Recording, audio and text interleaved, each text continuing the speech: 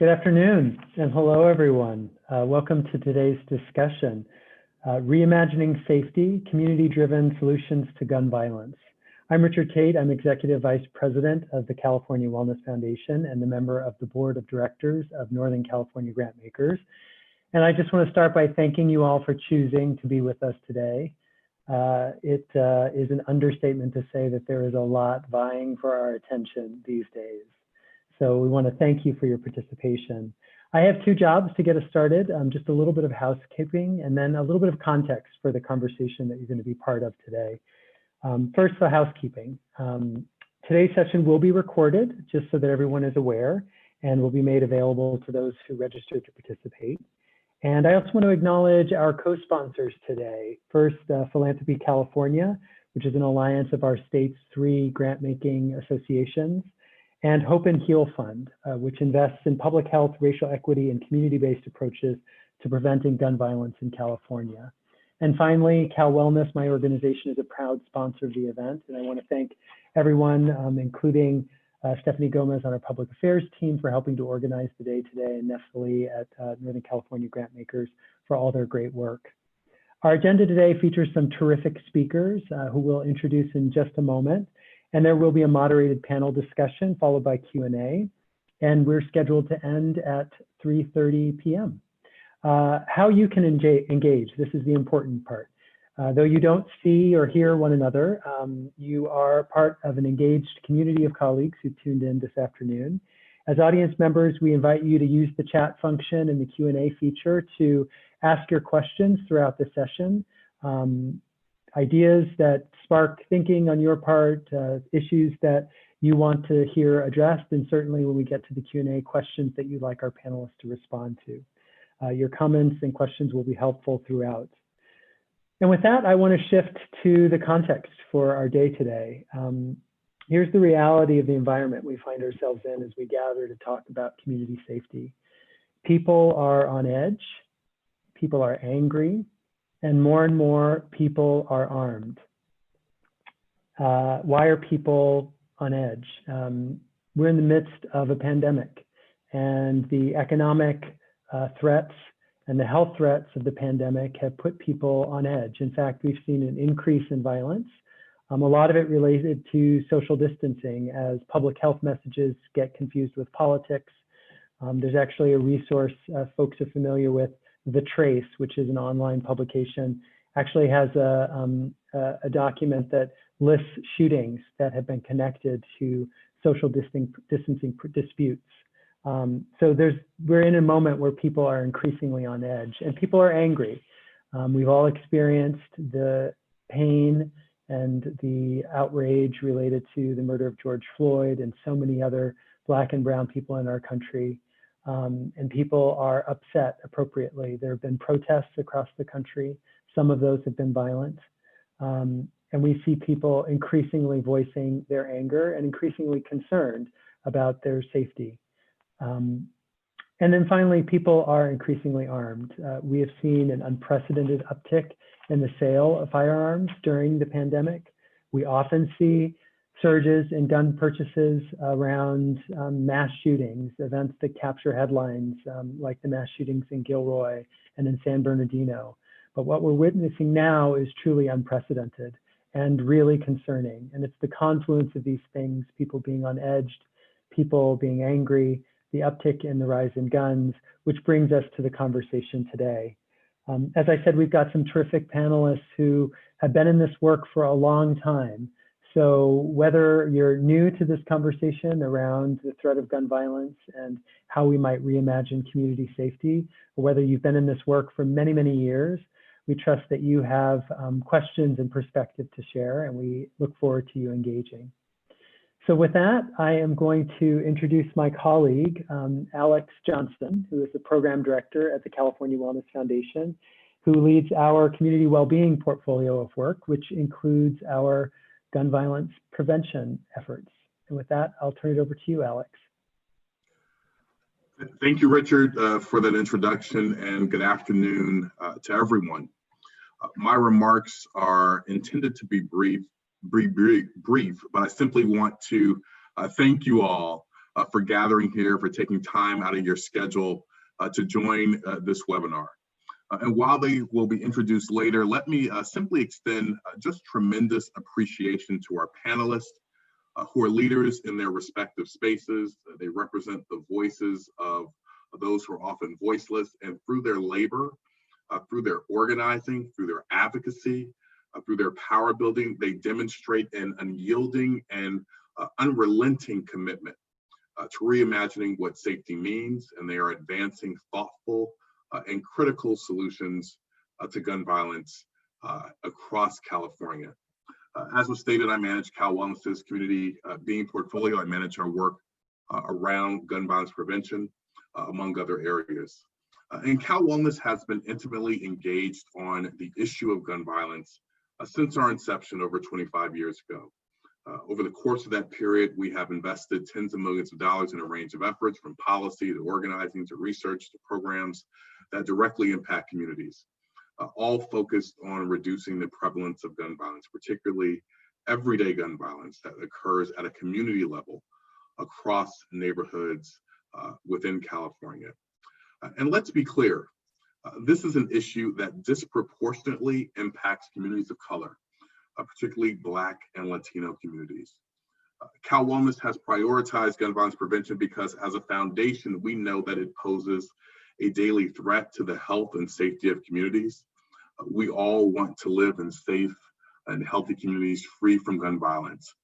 And like those you will hear from today, we believe this issue is preventable, and we want to see those most directly impacted live the fullness of their lives and to experience it with joy, with passion, and with hope.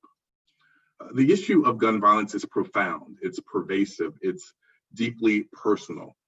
But we cannot solve this public health crisis by defaulting to the same strategies that we've always used. We must get to the root causes of the problem, which are vast and deeply entrenched in systemic racism. Time and time again, the response to a shooting often reduces itself to a statement expressing thoughts and prayers. But much, much more than prayers are needed to reduce gun violence. Action is needed. And so we are honored to have this group of tremendous experts discuss how they are doing just that, leading with action. So let's begin. It's my privilege to introduce our moderator for this conversation, Lois Beckett. Lois is a senior reporter for the Guardian's West Coast office. She has covered gun violence and gun politics since 2013, as well as serving as the Guardian's dedicated gun violence prevention reporter. She has reported for ProPublica, the New York Times, the New Republic, WNYC's On the Media, and Essence Magazine. Ladies and gentlemen, I present to you Lois Beckett. Hi, thank you all so much for taking the time to join us here today. And I am so honored to be part of this conversation. I'm so grateful for all of the support that has made our work possible and for all the expertise that you will be hearing from today. We are going to be talking with people who truly have decades and decades of experience collectively in preventing violence, in actually keeping people safe in so many different crucial ways. And it's exactly the kind of conversation that we need to be having. Obviously, at this moment, it's been true for many years. There is so much violence in the United States that we are seeing every day. It is can be quite overwhelming and feels like there's more and more violence at every moment. But it's so important to remember that at every moment, the things that aren't getting covered in the news often are people's lives being saved, are good work that is being done to help and to heal and to stabilize communities. And that the people who are doing that work often do not get as much recognition as they deserve. And the narratives of what is happening in our country are shifted and are distorted by the lack of attention to what's working and to how possible it is to save lives. At The Guardian, we have committed for many years to dedicating devoted resources to covering gun violence as a standalone beat, putting that much attention and focus on it, and have always worked hard to make sure that that coverage reflects the problem in the United States and who's getting hurt, and that we're not just focusing on the most spectacular or shocking acts of violence that happen in white communities, that happen in affluent communities, that we're not only talking about the impact of school shootings when they happen at suburban schools in very rare and horrific ways, but also the constant toll of violence on young people and on communities every day in this country. One of the projects that we're very proud of and that we'll be talking a little bit about today is Abene Clayton and I have been working on guns and lies in America for more than the past year. And as part of that, we focused explicitly on solutions, looking at across the California Bay Area to find that there had been a 30% decrease in gun homicides over the past decade. That even as it appeared in so many ways that violence was getting worse, actually in very significant and important ways, fewer people were dying. And we have spent the past more than a year investigating, trying to understand what's working, what helps, and what does it take to actually make communities safer, and what does it take also to get attention for that good news, to get a headline for hundreds of people not dying rather than dozens of people lost. So focusing very much on that challenge, on what it means to do anti-racist reporting in the American media in the months and the years that we've experienced. And that work is continuing, and we're very excited to talk about it today with so much expertise of all the people we're welcoming. I'm going to turn it over to Abene now to talk a little bit about the arc of the project over the past year, some of the things we've learned in focusing in on gun violence prevention in the Bay Area, what lessons can be learned, what's working. Hi there. Thank you so much for that introduction, Lois. Like she mentioned, my name's Abene Clayton, and I started with the Gun Violence Project back in June 2019. Before that, I reported in my hometown, Richmond, California, and just kind of by virtue of my own reporting interests and the city itself, I did a lot of gun violence coverage, from reporting on healing circle initiatives to violence prevention in schools and things of that nature. So once I got to The Guardian, I came from a really community focused background. My experts were the families affected and the practitioners who were trying to make sure no more families were affected and to work to heal those who had already been harmed and lost loved ones.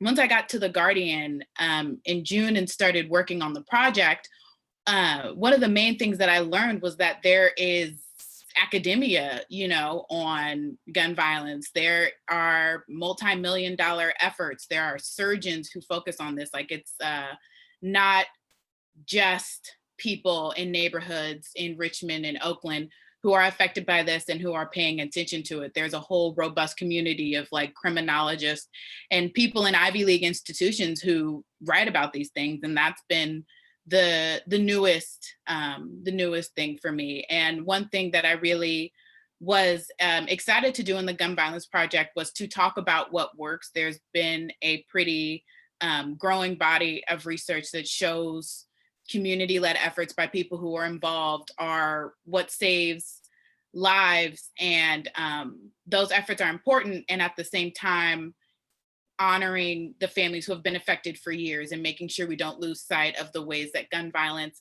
continues to really hurt folks and leaves years of trauma. One thing that with the coronavirus and with the protest that's been new and a new kind of challenge for me in the past few months has just been not being able to see people in person as much. One of the main things, one of the best ways that I get my stories and know what's going on in communities is by showing up to different vigils that are put on street corners where people were shot and killed, and I meet other folks who are affected, learn what works for them and what kind of services they're provided. And that's where I got the majority of my story ideas. And now that just like this panel is virtual, everything's been trying to cobble things together from, Facebook posts and different connections with community practitioners that I have those pre-existing relationships with.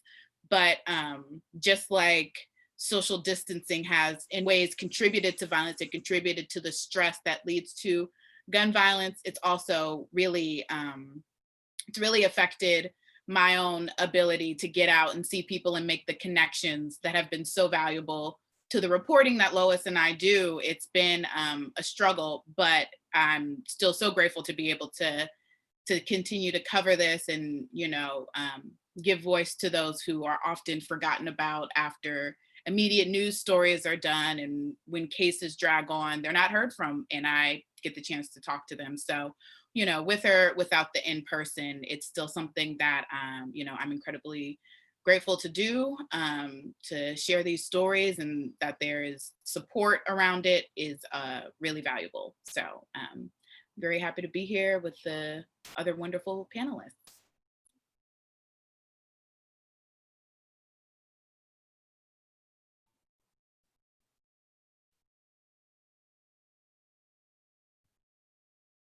So I think we are just going to jump right into our panel discussion, talking a little bit about the scope of solutions to gun violence, and talking about some of the new challenges that have emerged over this past year. And I want to say broadly, one of the things that we have found as we did this investigation across the Bay Area, looking at this 30% decrease in gun homicides, is that it really was a accumulation of local efforts that seemed to be the best explanation for why there had been such a dramatic decrease in violence, that it was not looking across the broader Bay Area, gentrification or some sort of shift in the people who were here, and it wasn't a change in gun laws, although gun laws often get much of the attention when it comes to this debate about gun politics or the ways that this violence plays out on the national scale. But it was looking at direct interventions at the community level with the people at high risk of hurting themselves and other people. And it was efforts that were led by people who were part of the communities being most affected, and people who were survivors of violence, and people who were formerly incarcerated. That was essential to this real achievement in increased safety in the Bay Area. So makes so much sense that we would hear then from so many people who are working directly to prevent violence every day in California. I will introduce all of us briefly, and then we will jump in from there. And I will just do this according to the orientation on my Zoom screen. So we have Pastor Michael Mcbride, who has led many initiatives, including Live Free, going back nearly a decade now, working both at the local and the national level as a organizer and an advocate for community-focused solutions to gun violence. Working inside the White House and in Washington, in Ferguson, in Oakland, across the country, and really fighting this fight at the national level, which comes with its particular challenges, we might say. Then we have John Torres, who is the Deputy Director of Youth Alive in Oakland, which does a longstanding organization which works directly with survivors of violence and does intervention work with violence prevention, a whole range of different strategies. John is another person I have been interviewing for years, whose expertise has been so important in shaping our work and our coverage on this. Then we have Dewanda Joseph from Richmond, California, who has been responding herself directly to the scenes of shootings in Richmond to connect directly and offer help to the people most affected by violence. She was just recently profiled by Abene in a story in The Guardian, and is also the founder of the Yanima Healing Circle, another strategy to again bring healing and help directly from survivors to other survivors, building that community strength and resilience.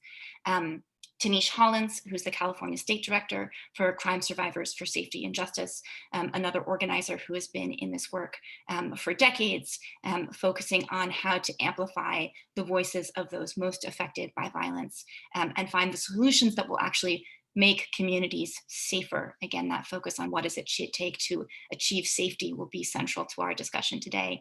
And again, my colleague, Abene Clayton, who has been our lead reporter on the Guns and Lies series focused on gun violence in California and solutions to gun violence in California. So as you can see, I think we probably have more than probably nearly a century of experience overall, counting up everyone's work together here. And so honored to bring this conversation together.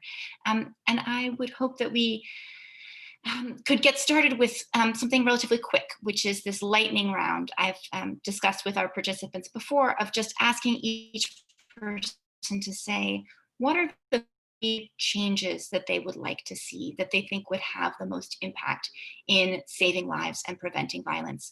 Could be, anything, could be a law, could be a policy, could be a particular type of funding, could be a change in the way that bureaucracies work, but really want to open us here by orienting us on solutions and orienting on us on the big picture of how many different ways there are to help the work that all of you are doing, and the different avenues towards safety and towards saving lives. So let me go back to the order that I started with. Pastor Mcbride, can you start us off with that?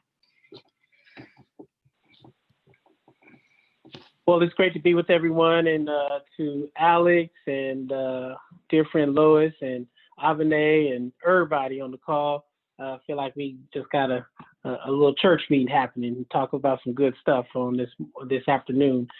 Certainly, the years of work that I and many others have done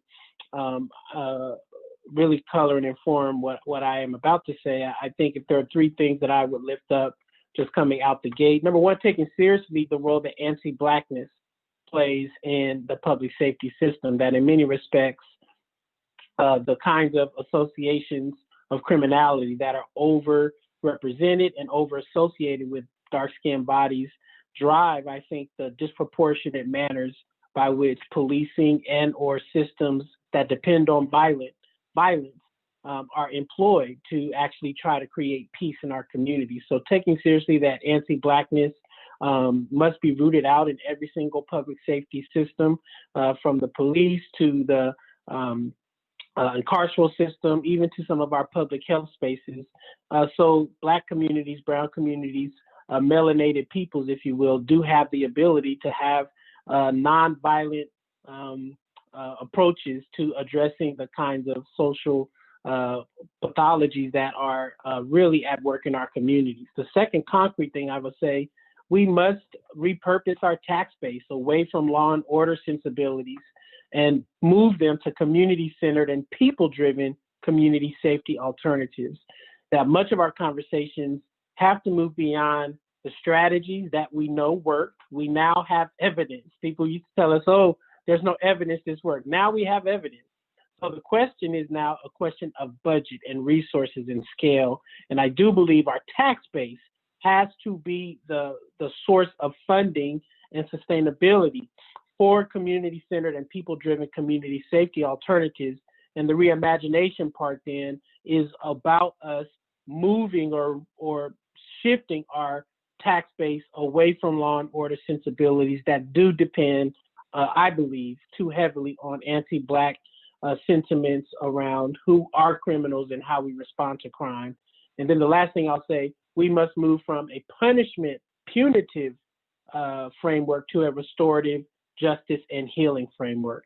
What does it mean for us to take seriously that punishment and punitiveness has a shelf life and a ceiling, but restoration and healing literally is an infinite resource of redemption and possibility. And those three things, I think, are some of the ways that I believe our work has to move if we're going to be able to sustain and scale the work we've been able to see success in the short term. Great, thank you so much. Tanisha, I saw you nodding along there. Can you jump in next? I don't know why you let Pastor Mcbride go first, because he I'll say. Strategic error. I have the honor of following after. I learned from Denise, have no fear. I obviously agree with so much of what Pastor McBride said. You know, the solutions and responses to what we know as crime and violence in our community really do need to be centered and led by the folks who experience it, right? The folks who are most impacted and least elevated in the discussions around what it's going to take to bring real safety. I think the other thing that we have to do is expand the definition of safety. You know, usually when folks think of public safety, they think fire, police, paramedics. And it's time, I think, for us as a society to really broaden that definition of safety and explore and unpack what it means. You know, to really be pushing towards equitable safety, not safety at the expense of, you know, one community or groups versus the others. So I think that's going to be extremely important. And then to your point, Pastor McBride, investments, right? But when we talk about those investments, we can't ignore that there are huge issues around economic justice, you know, and a lot of our safety systems, the ways that our community thrives and well-being also depend on us having sound economic infrastructures. People need to be able to take care of themselves and their families and have access to the support and resources that they need, which is why we can't be one-dimensional in our conversations around safety nor justice. And I think the one thing that I'll add that may be a little bit different is that, you know, really also exploring this term justice and what it means for all of us, because that conversation I think is loaded and it needs to be unpacked. For many of us in our communities, we have not known justice. The justice system was not designed to respond to us in a way that keeps us safe or addresses any harm that comes to us. In fact, it was designed on just the opposite principle. So I think a lot of that work needs to be done. And then as we redefine and expand what safety and justice looks and feels like should be led by the folks who have experienced it the least. Great, thank you so much. Dewanda, do you want to jump in?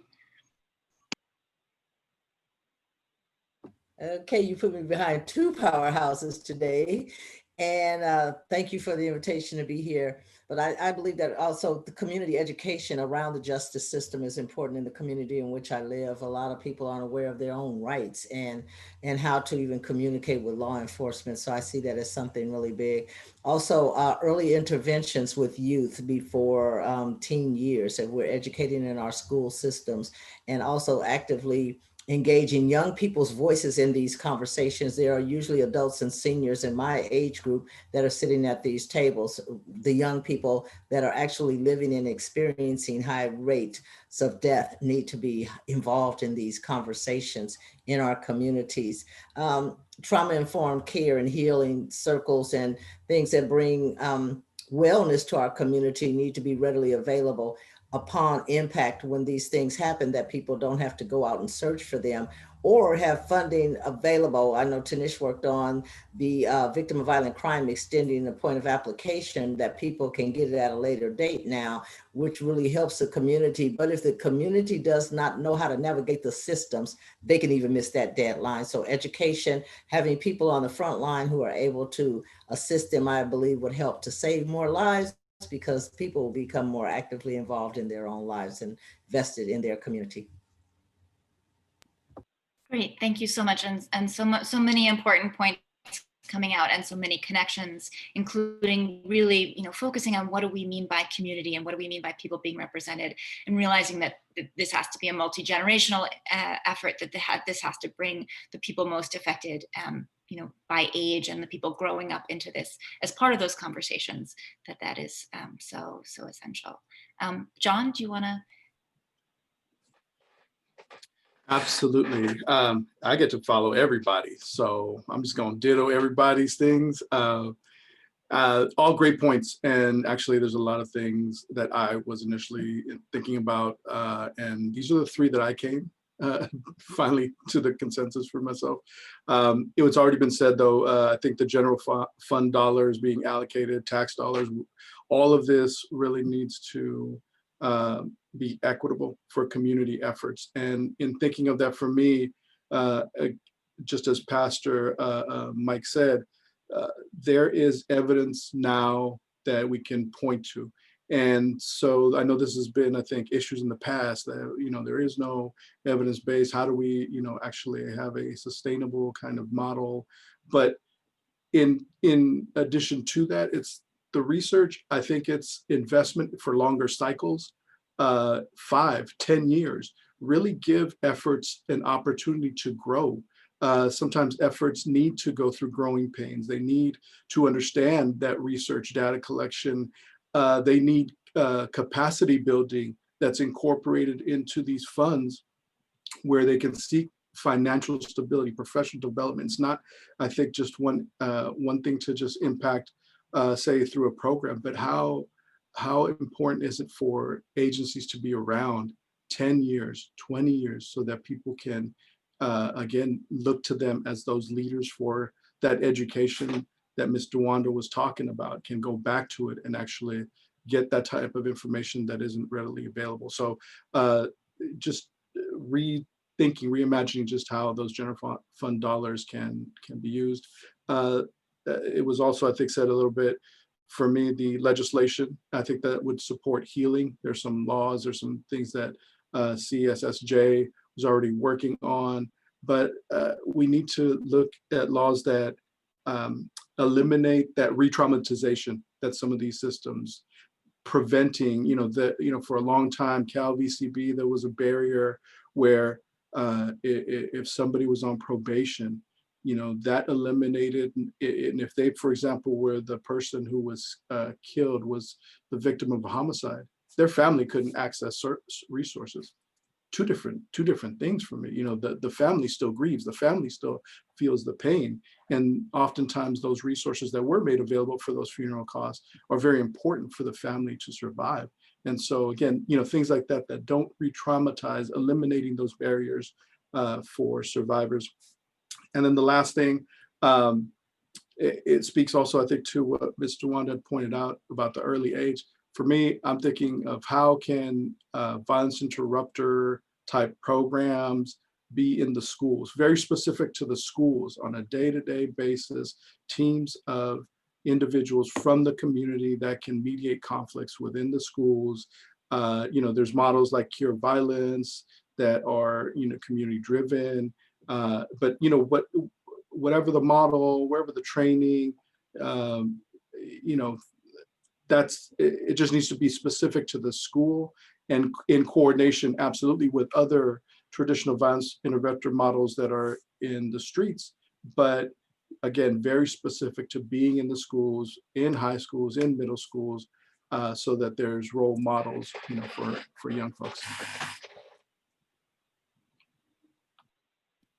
Great, all of that is very powerful. Abene, do you want to wrap us up from this past year? What are 3 strategies or changes that you have been thinking about a lot, that you have seen a lot of evidence for in the work that you've been doing?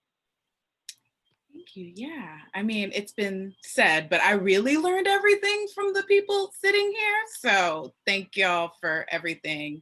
And from conversations that I've had with the folks here, as well as people who have been directly affected, what I think, I definitely agree with John in terms of the schools. That's something I had put down, just having that programming readily available, people who are there every day, of course, credible messengers, people who have done the shooting, been shot at, been affected in all these ways. It's just absolutely necessary that these are the people who are talking to young folks, school specific curriculum, area specific, like it, down to the minutia, it needs to happen. And, even starting from elementary school is not too early. I've done stories with, kids as young as 8 affected, and it's necessary to have those conversations and intervene that early in a lot of places. And I also think the way we talk about gun violence and the way we talk about racial justice, I see gun violence and the way it impacts communities as a racial injustice. The disparities that we saw with coronavirus, the disparities we see with everything from punishment in schools to like nutrition are there when it comes to gun violence. Black folks and Latinx folks, they fare worse in all those areas. And just gun violence needs to be a part of that racial injustice conversation. It's not just something that happens to people over in a certain area. It's a national issue that we have to reckon with in the same way we're talking about the justice system.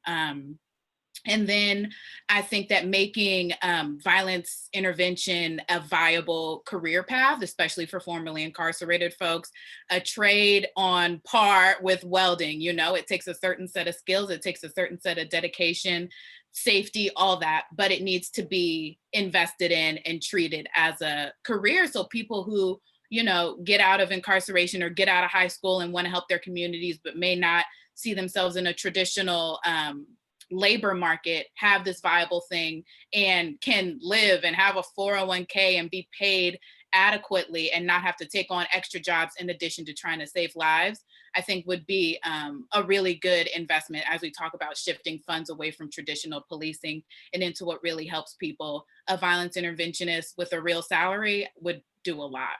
Yeah.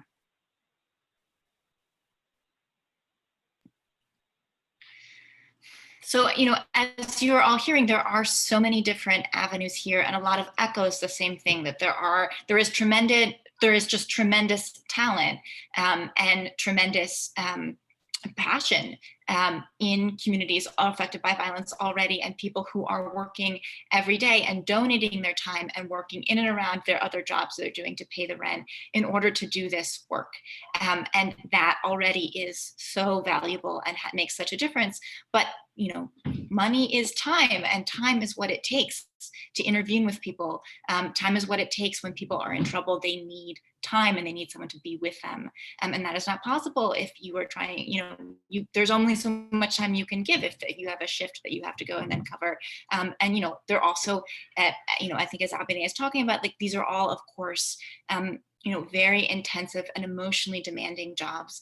And trauma is a real issue for everybody who is doing this work, who touches it at every level. So what does it mean not just to be able to do the work with passion, but not to burn out, and to have the support and the resources, you know, financial, emotional, and in terms of your workplace, to allow you to continue to do this work safely over a long time. Those are all such important things to think about, these themes of healing and trauma and safety.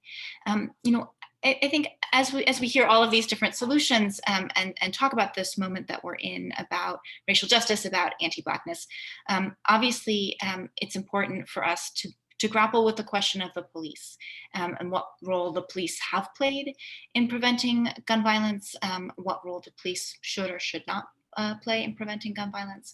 And I think, you know, before we sort of jump into that and you know, have a conversation about the different ways that everyone on this call is thinking about that question, I think it would really be helpful to talk, for each of us to talk a little bit about, you know, what this past year has meant for the work that you have been doing, what changes in sort of in practical terms, and what changes in sort of your thoughts and ideas and approaches, your orientation to this work, have come over this year of a pandemic that has played out in such dramatically sort of unfair and inequitable ways, hurting some of the most vulnerable people, hurting Black and Brown Americans worse, and then seeing a national and a political reaction to that fact that minimized the pandemic, that minimized the importance of the prevention measures that we all need to take.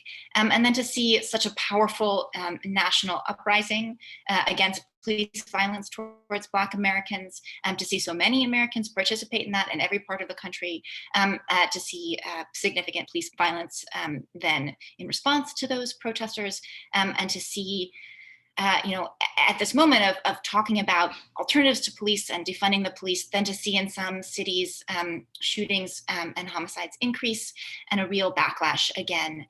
This idea that violent policing is necessary. Violent policing is the only way that America can prevent violence. And to see some of those sort of same Ferguson effect lines of argument again play out. So this cycle that we have seen before and saw again this year in such a stark way. But just, you know, to orient us to this, you know, has your thinking changed? How has your practice changed? What has this year, what have you brought, what has this year brought into the work that you're doing to shift your priorities? I don't know if there's anyone who wants to jump in on that.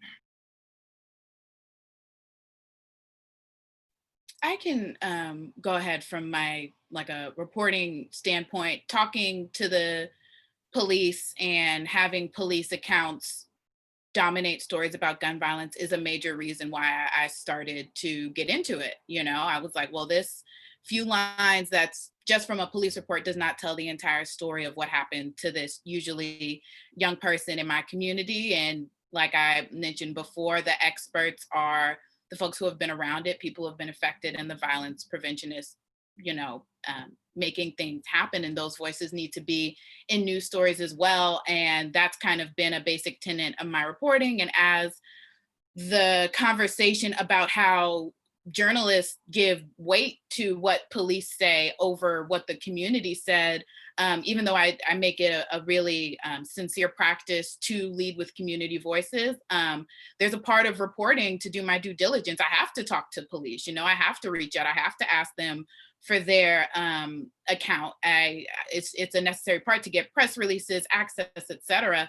And I've had to scrutinize how I balance that, especially now. The amount of weight and time we give really affects the way narratives around communities that are most impacted by gun violence, mass incarceration, et cetera, it really affects it, and it affects votes. It affects how money is allocated. So I certainly don't have the answers already, but I give myself more pause now when I'm like, okay, I'm writing a story about efforts to shift money from police. Should I talk to them? Is that gonna infringe on my own credibility as a reporter? And I didn't know that it would affect me this way, but it has. And even in doing the story with Dewanda, I had to talk to police. I thought it was so interesting that in this time, Dewanda is like, I understand that police are, they have limited budgets, they're struggling, but she's still holding their feet to the fire. Yes, everyone's looking at them. Yes, they're being scrutinized, but they still have a role to play. And writing that story was such a good refresher on how national conversations apply differently in different areas. And it was really nice to talk to both in a moment, and it was just, I never thought I would have to scrutinize it this way. I thought I kind of had all the answers, but to hear how much the way journalists talk about police and how much time they give to them really is really something worth grappling with. And I think a lot of reporters are, and I, do my best to maintain trust where I can, but it's been especially tough and new in this time. For others of you, sort of what have been the big changes of this year in the work that you are doing, changes in the political landscape that you're working in, or in the practical realities of the work? Sure, I could jump in a little. How have I thought, or how has that changed? Really, it's put an emphasis, I think, on the work in and for the community. From my perspective, still wholeheartly believe in strategies that meet people where they're at, both physically, mentally, developmentally. It's what drives I think all of our programming. It's meeting folks where they're at and trying to connect them to the right resources to help folks get out of situations. Now that we obviously have other tiers that have been added on top of all the struggles that have already been faced. So it's made it harder. But for me, it just emphasized how important, how critical this type of work is. And I think on a practical level, on top of my role as deputy director, I also am getting my hours to become a marriage and family therapist. So I get to work with individuals. And the big thing has been that, as it's we've all stated, I'm missing the aspect of the relationship with my clients. I'm missing being able to take them to eat, or just to really just sit with them in presence. sometimes is very powerful, just having time with clients. So that's an aspect that, has changed dramatically, and only, like, say, in certain,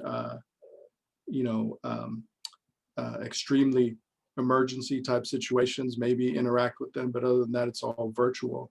So again, I think it's, and I think consequently, the clients we work with miss it as well. I think it's a relational and reciprocal thing. So it comes from both ends. Abene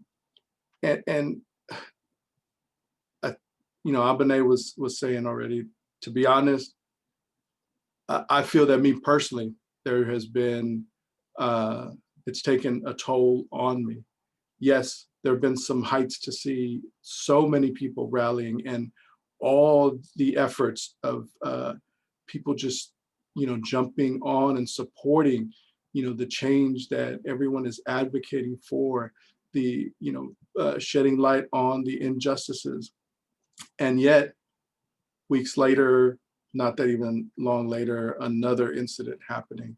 And so, man, that's, it's just to being honest, that it's taken me to the extremes. And what I do, fortunately, laced in trauma-informed practices, try to take care of myself so that it doesn't impact any of the work with clients. But again, in complete honesty, it's also had a personal impact. And, but I keep surging ahead. Thank you so much. Yeah, I'm glad to jump in. And I do think, just riffing off of John's,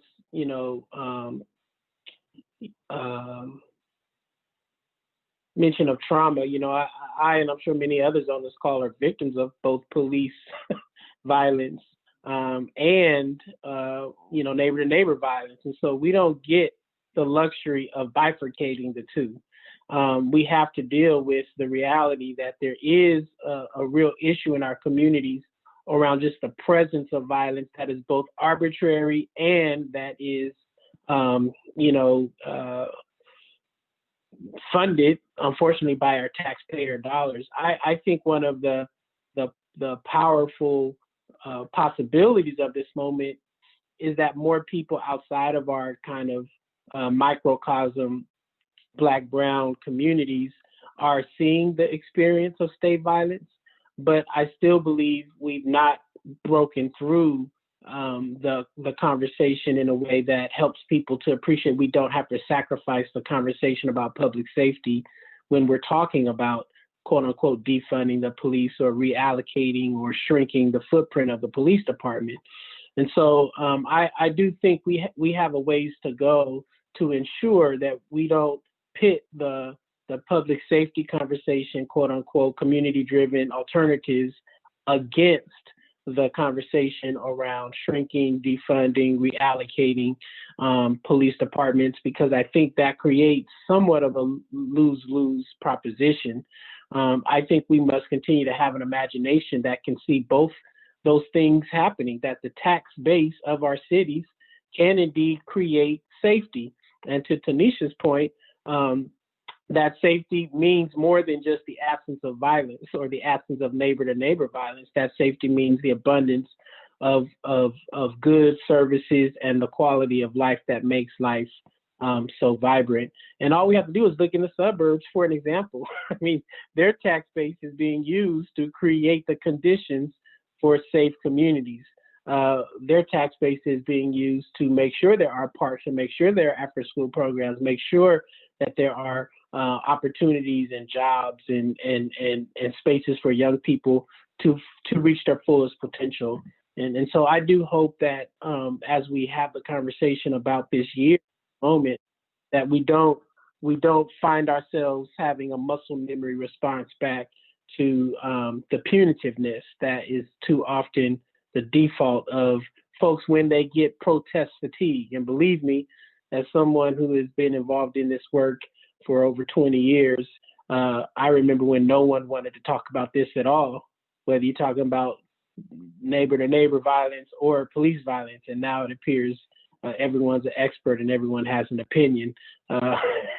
I hope they defer to some of the Johns and the Tanishas, and I see D Young and others who I know have been in this for decades when there was no funding, when there was no political support, and make sure that we don't have to start from scratch, because there's a lot of lives at stake. This isn't just an altruistic exercise for some of us. We love Black and brown people. We hate to see their lives needlessly lost, and we don't have to live that way when we have strategies that we know work.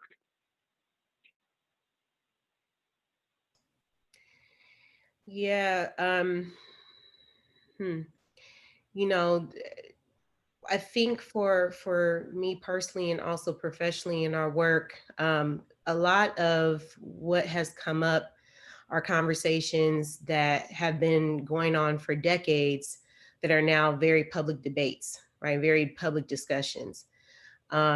And it reminds me of, sitting in circle and being with other survivors like Dewanda and, people in the community who come together to decompress and really acknowledging the intersections between being a victim of a crime and being someone who may have committed a crime or living in a community where you experience lots of crime.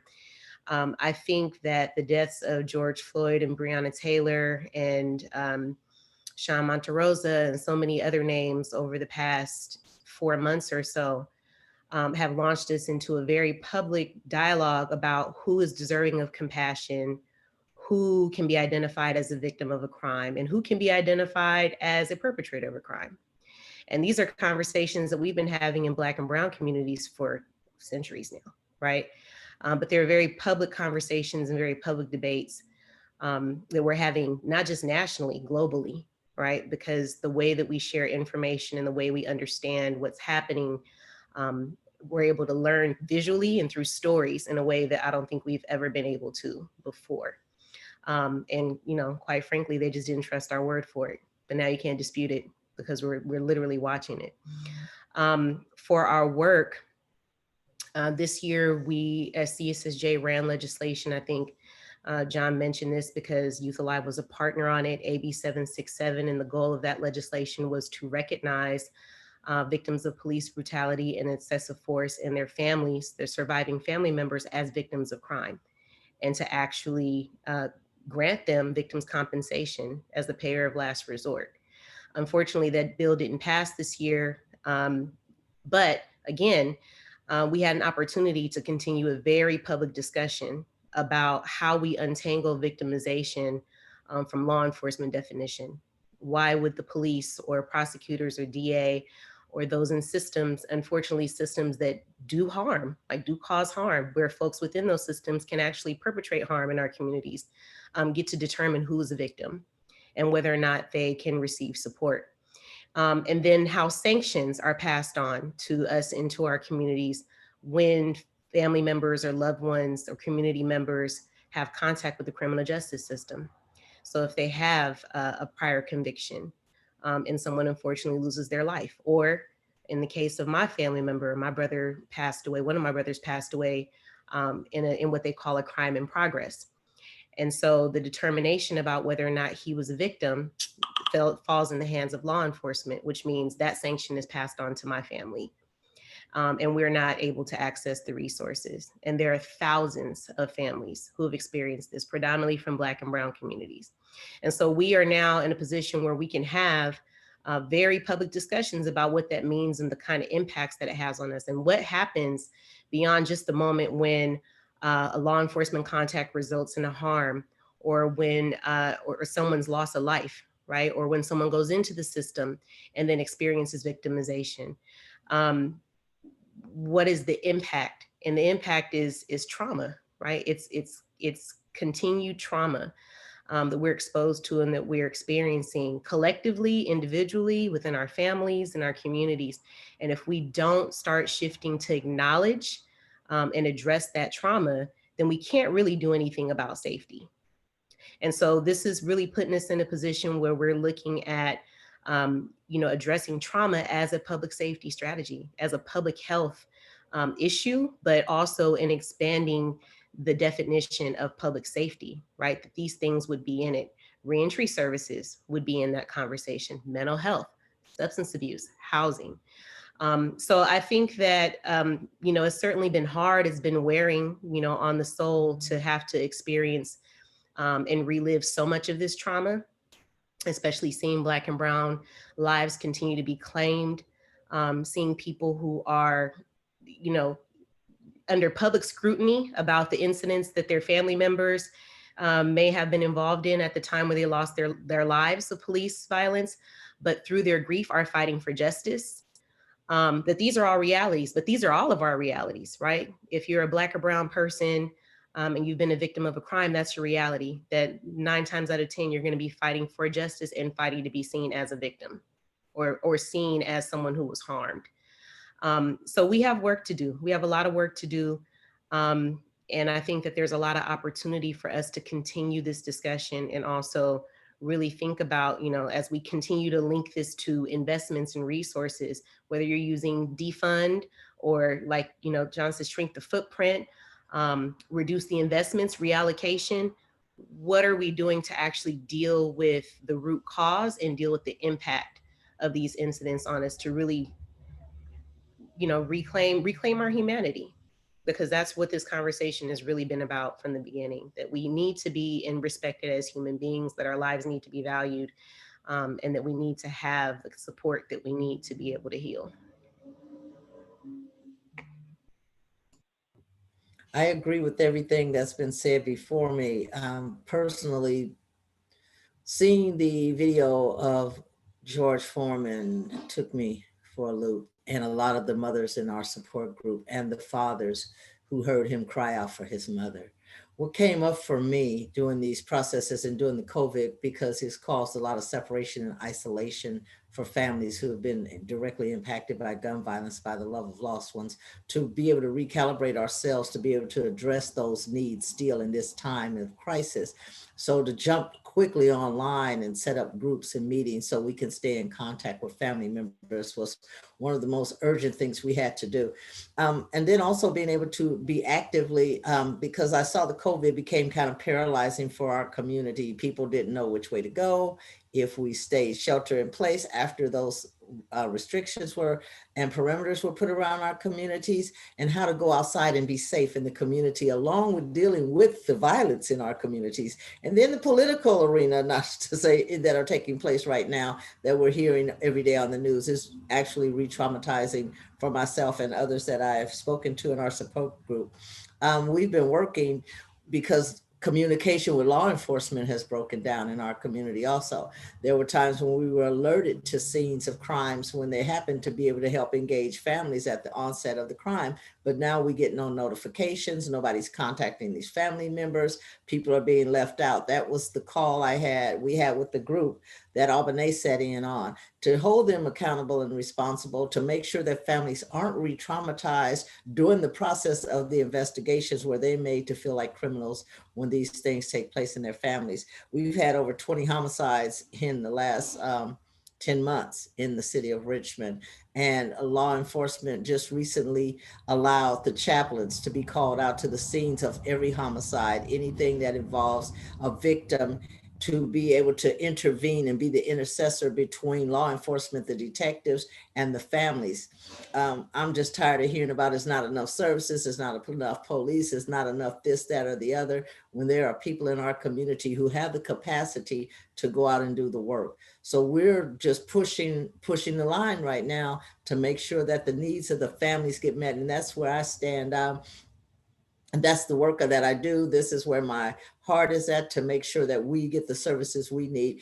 Because if we can pass laws and we can have money allocated for tons of things, but if the community, if it's not reaching the community, the wellness is not going to sit in our communities. Without wellness in our communities, we re-traumatize young children, and they grow up hearing stories about who killed that so-and-so in their family, and they eventually pick up a weapon and hurt someone else, or they cause harm to themselves when they become drug addicts and substance abusers and alcoholics and end up incarcerated. This cycle has to stop.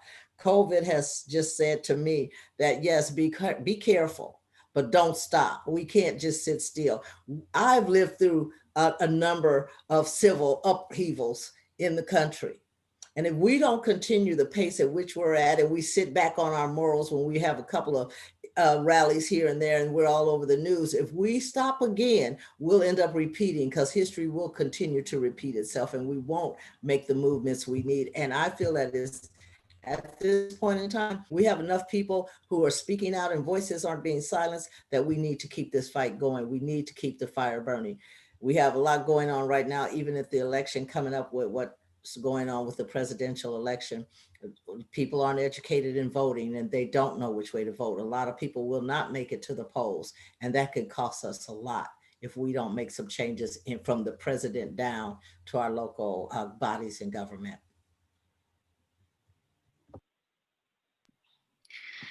There is so much there, and so much urgency, and so many different levels that we're confronting right now.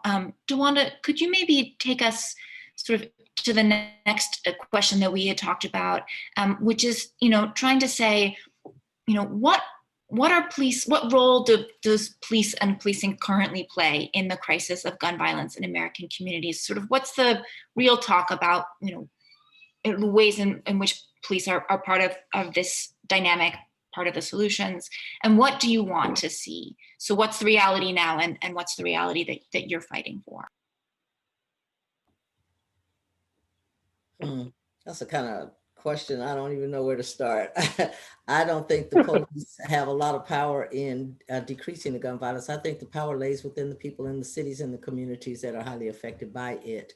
I think that the police officers, they have a job description that they aren't even following today. That's my own personal opinion. So don't even trip. That's where I stand, because I see them sometimes as uneducated, unknowledgeable, and not aware of actually what's going on. They're not always vested in what's going on in our communities because they don't live there. A lot of them go home after they finish their routes, their shift. And the law enforcement at our department in the city of Richmond is really understaffed right now. So these people are working like tremendous numbers of hours. They're responding to mental health calls, which they're not equipped to do. And people are being victimized when they're responding to mental health calls. They're responding to scenes of crime, and they have no one to help crowd control. No one's there to do intervention with the people that are gathering around those scenes. Cases are going cold before they even get worked on because the detectives are short, so they're not able to do the work. So somewhere in their paperwork and the way that they do things on a regular basis needs to change also. They need some restructuring if they're going to continue to even do any work to help solve crimes in the communities. Gun violence, again, I believe that lays, a good portion of that lies within the community. And I'm going to say it like it is in my community. A lot of people know who's doing the shooting, but they're not talking. You know what I'm saying? So if we're not speaking up and we're looking for law enforcement to come and respond every time we make a telephone call, but we're not giving up any information to help solve these crimes or help prevent the crimes from taking place, we're doing a disservice. And then we're putting the power of our own health and wellness in someone else's hands. And if they're not physically invested in it, they're not living in our communities, I don't know what to say. But we can't arrest our way out of this situation, that we have to take responsibility. These are my children, my nieces and nephews that are dying in those communities. And we need to be able to speak up. We cannot be afraid to share the information that we have. And as parents, we know that it can be difficult when our children are breaking laws and creating harm in our communities. But if we don't step up to the plate and get our children on track, how do we expect law enforcement to? Because we're also talking about incarceration here. So when we talk about incarceration, we have to look at that. Sometimes there are people who actually need to be incarcerated, but also rehabilitated in that process. But if we aren't taking these people and helping them to get to be better, our community will continue to spiral. And that's my own personal thought on that. And based on experience from what I've seen in my own community, when people are on the scene and they see what happens and they know who's doing the shooting, that they don't speak up. I think we're just doing each other a discredit and a disservice. Someone else want to jump in on that? Yeah, I'm very I'm very serious about this idea that the police have a role, but their role is so outsized that people can't even imagine the police filling the role that they're supposed to have, which is much more limited. What if we saw police like we saw firefighters, right? Like firefighters only get called when there's literally a house on fire. And then most fire departments have dual roles of EMT, so they get called out for emergency medical assistance. Firefighters don't show up to address homeless folk. They don't show up to address people crossing the street jaywalking. They don't show up to address issues that could be solved by someone else. The data says that for every 100,000 people in your city, I think there's 160 firefighters, right? So in a city like Oakland, there's probably about, 450, 500 firefighters for the whole city. Well, in Oakland, we have about 700 to 800 officers. Part of our conversation around shrinking the size of the police department is about saying, what if we actually took some of the responsibilities out of the police department's wheelhouse and put those in the wheelhouse of citizens, of community members who are resourced with the same tax-based budget that are right now in policing. And we do think it's really important for us to start having these kinds of conversations and give people an imagination about how we could use public safety dollars differently. I'm gonna share this quick graphic because this is like one way we've been trying to talk about this across the country. Like, can you imagine that, let's say with $114 million, which would be about half of, let's say, the Oakland Police Department, what we could do for public safety, talking about reimagining it, right? You could buy that many outreach workers. You can create that many crisis teams. You could put that many families on basic income. Just with the tax base that we have, we wouldn't have to like do some big, new tax measure or something like that, just using the tax base.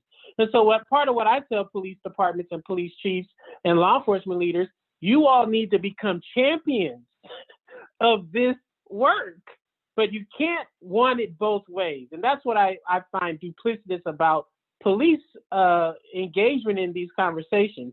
They will say, you are expecting us to do everything, be social workers and be, homeless advocates and all, but they don't want to give up the budget that would allow that work to be given to other more appropriate parties.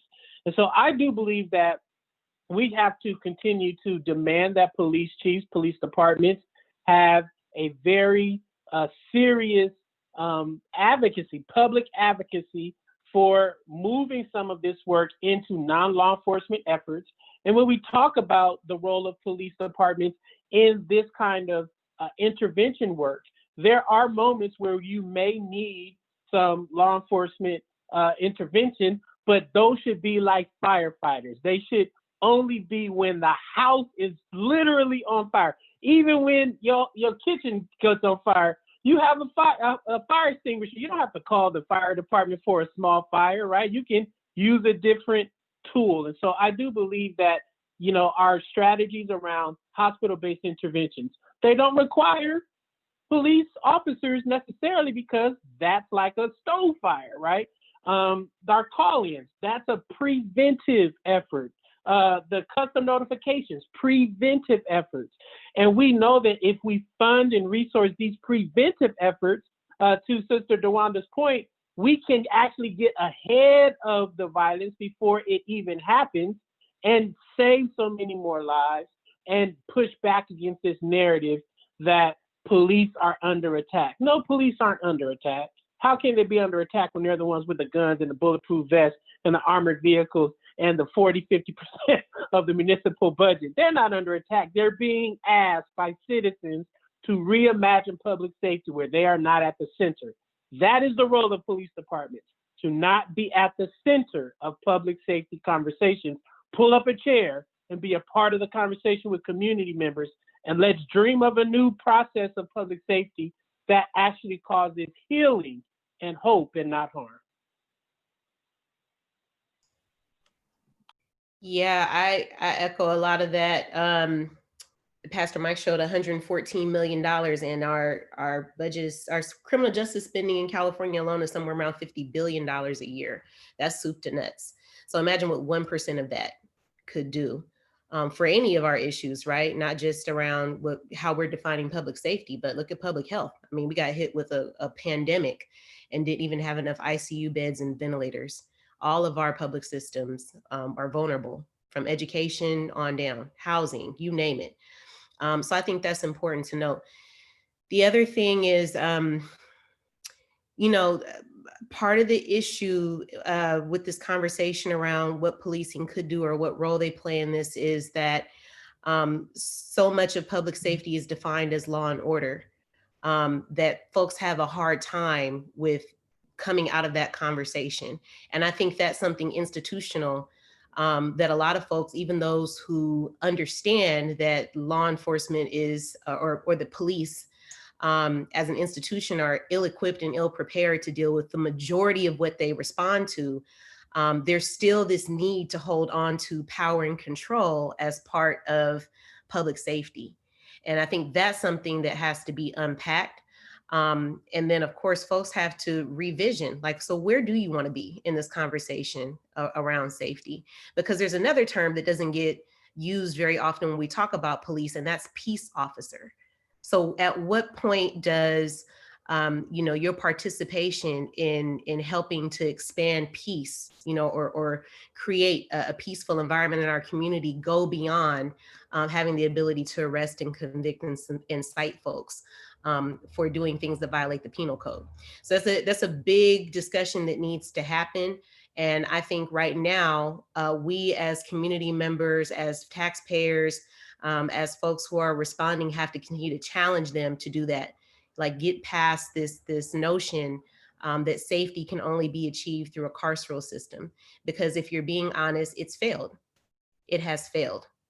That approach has not kept us safe, hasn't even kept their families and communities safe. So until we are able to really grapple with that, we're not going to get anywhere. I know we're short on time, so I'm going to let JT, because I see his comment.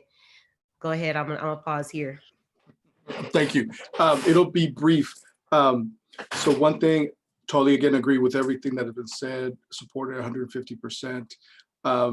One angle I took about how or what is a new way or something that could be done, I looked at it through the lens of my own journey as a marriage and family therapist. I had to go to school. I have yearly accreditation that I have to do. I have continuing education that I have to do. There are things that, if even in my own time, should I make an error in judgment, could come back and actually decertify me as a marriage and family therapist. There's accountability there, that because of my passion to be a marriage and family therapist, I'm held to these standards.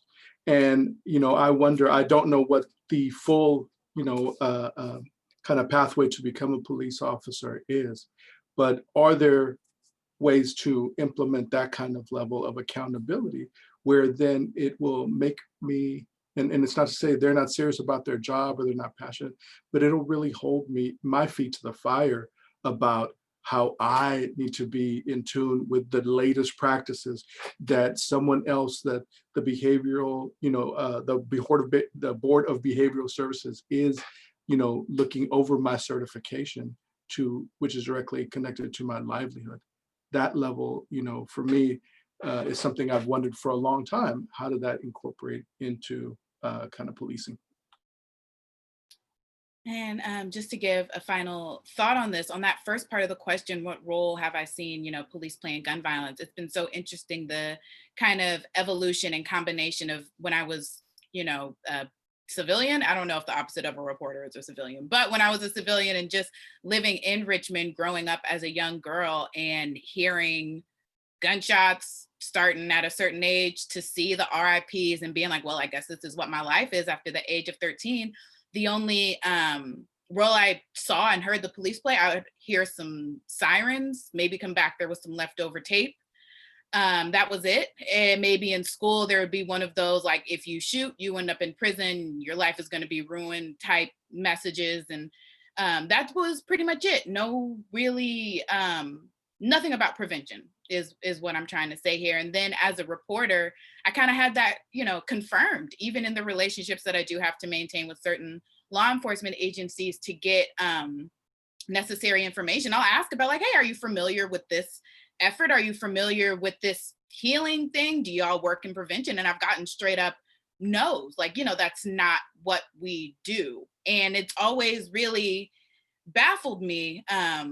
It's always been very confusing to hear that, because I see how much people, I keep referring to Dewanda and to Tanish going to a Survivor Speaks meeting it truly got me started on this path, just to see like, there are so many people who care about this. Where are the police? Like, wouldn't it behoove you to be in relationship with the people who are getting ahead of this? It just didn't make much sense. And it truly still doesn't. It's something that I ask to the police officers if I get a chance to talk to them. The answers have been lukewarm, which I guess is better than cold, which they were at first, but I have not seen much of a role in prevention. And I think most police will acknowledge that they are familiar with the efforts, but not actively involved. And in my, I guess, dream scenario as a reporter, they would share spaces with Dewanda and them. You know what I'm saying? Like when